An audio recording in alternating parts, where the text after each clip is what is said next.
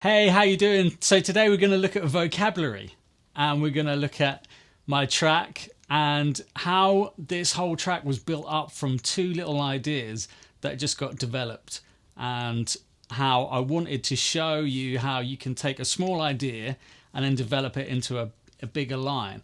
So there's three parts to this song. We've got the first part, which goes like this. Just give thanks to all you see. Live your life like you are free. Battle till your mind agrees. It ain't time to quit. We've got the second part, which goes like this. It's time to live. This song that you can. And we've got the third part that goes like this.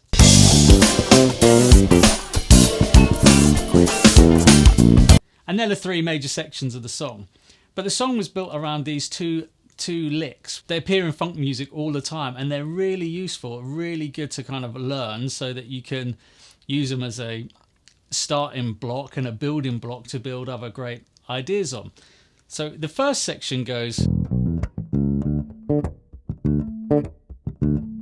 and that was just built off this.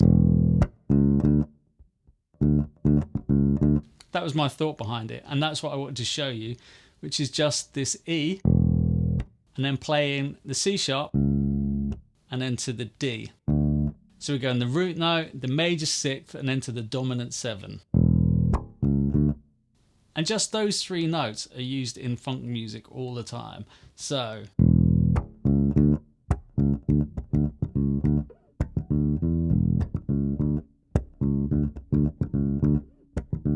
play it an octave up.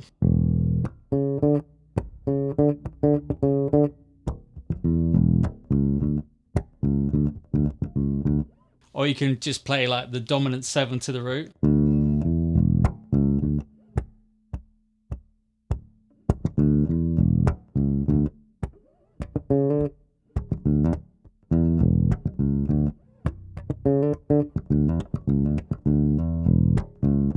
So just using those three notes and just developing them. So that's the first kind of lick that I want you to be aware of. And if you were playing at a jam session or whatever, you can, if there's a funky beat, boom, boom, you could start off with that.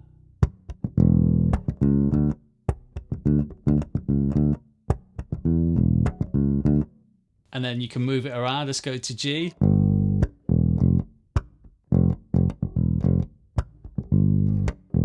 Play it an octave up.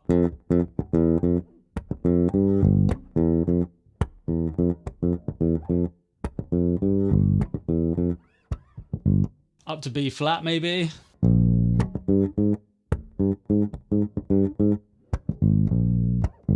So it's quite a cool little thing that you can move around and just use on a lot of chords. It will work on a minor chord, it will work on a dominant seven chord, and yeah, it just kind of, once you get that sound in your head, if you hear a groove and you think that that will work, great.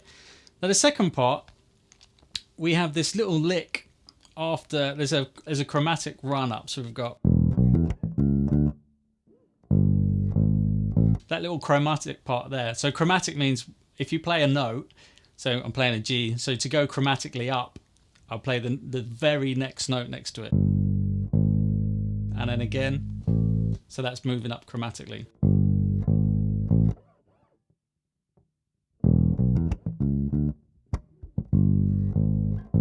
And then we've got this second lick.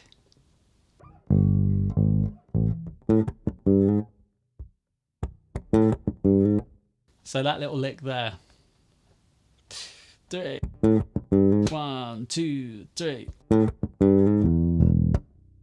Which is quite cool, right? And that's just hitting the A, and then the G, and then hammering onto the G sharp.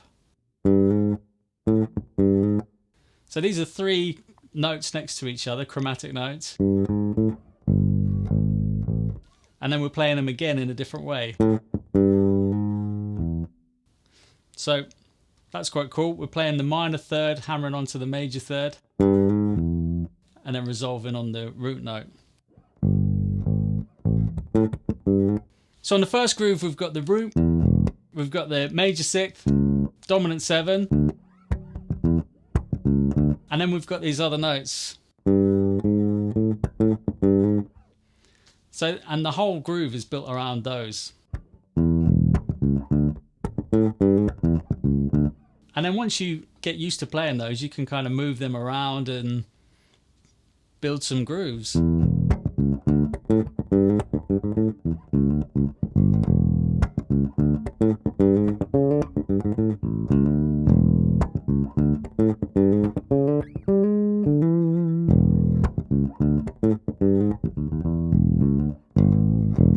So let's just using those kind of notes, those little licks, and just kind of rinsing them for all they're worth.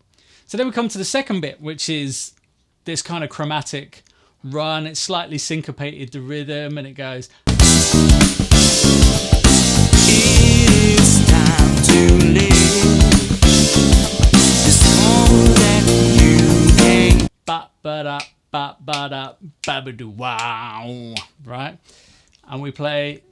It's all on the A string. We start off on the E note, so we go E, D sharp, D, and then we repeat that same pattern but 2 frets down.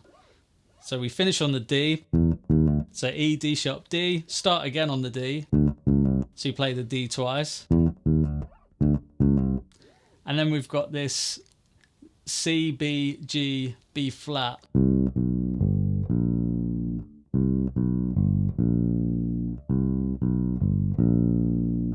So all together.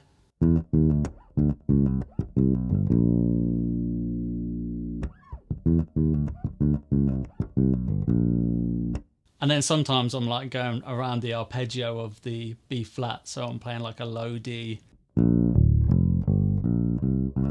Actually, it's more like a B flat pentatonic.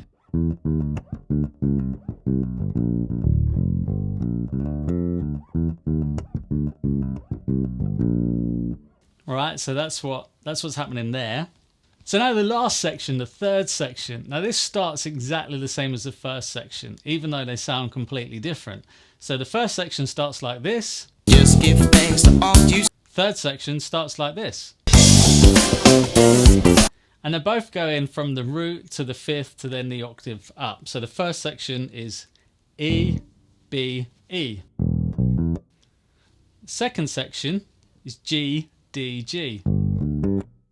So then we go to that second lick that we learnt from the first section. So we've got, and then we go down, we land on the root, and we go immediately down to the dominant 7.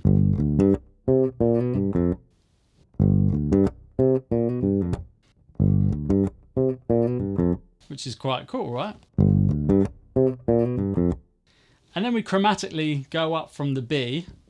We've got some mute notes in there, which always make things a little bit spicy, you know, the old mutes. So we hit the B, do a mute note,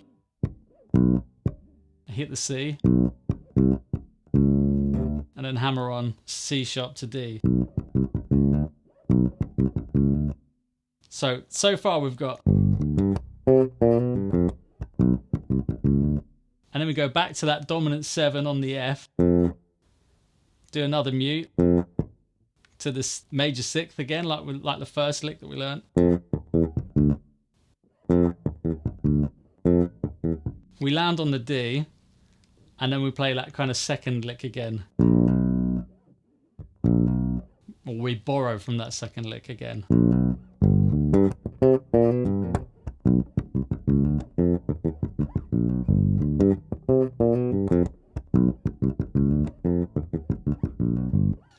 So that's quite cool, right? That's quite groovy. So from those two kind of licks, we've built these bass lines. We've used a couple of basic funk licks, and we've used some chromatics, and we've used a couple of mutes, and we've created kind of a groovy kind of, some groovy kind of lines. And you can develop those two licks, you know, and just play all over the show. So you can develop those licks and play kind of all over the show.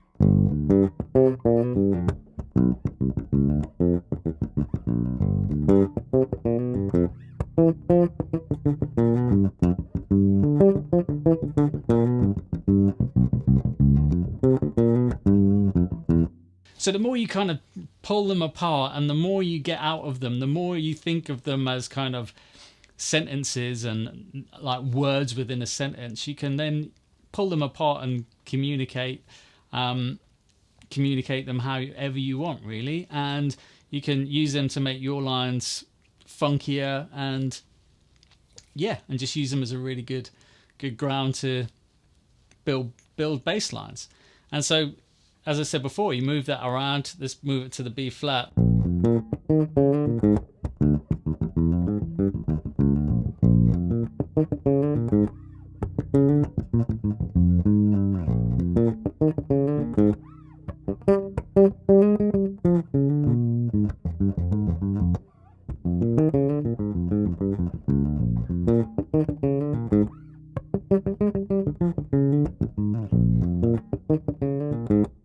So it's just using those kind of couple of licks and having fun with it, really, and enjoying it.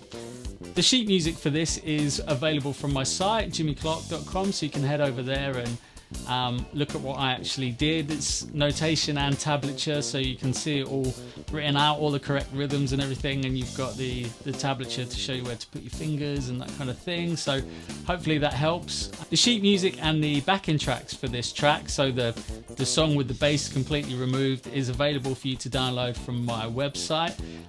So if that's going to help, you can actually play along to the track and be like the bass player in the band, as it were, and enjoy writing some of these lines, playing some of these lines and developing your own thing. So go and check that out.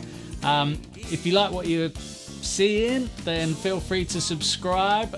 If you're interested in having one-to-one bass lessons over the internet, contact me at this email address here, and feel free to check me out on Instagram, and hopefully see you soon.